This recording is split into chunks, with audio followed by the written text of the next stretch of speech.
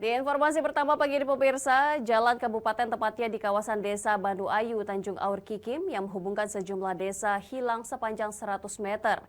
Jalan ini bersebelahan dengan Sungai Pangi dan sudah 2 kali mengalami kejadian serupa.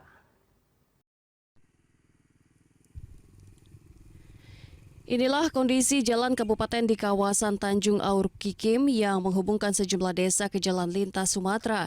Jalan sepanjang 100 meter hilang setelah air Sungai Pangi yang tepat berada di sampingnya meluap awal Maret lalu. Sayangnya hingga kini belum ada tanda-tanda perbaikan dari Pemda Lahat. Kejadian serupa pernah terjadi di lokasi yang sama. Warga berharap pemerintah serius dalam perbaikan sehingga hal serupa tak lagi terjadi.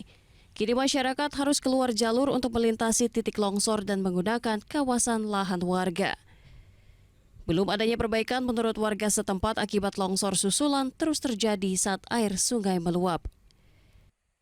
Ini sekitar 100 meter.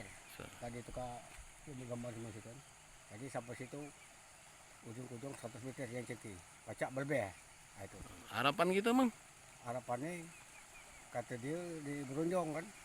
Nah, untuk Berunjong itu kita tidak tahu kan apa tahunnya kan.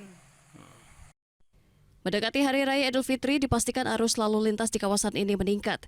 Pihak desa Bandu Ayu melakukan penjagaan di kawasan ini untuk mengantisipasi hal buruk akibat rusaknya jalan terutama pada malam hari.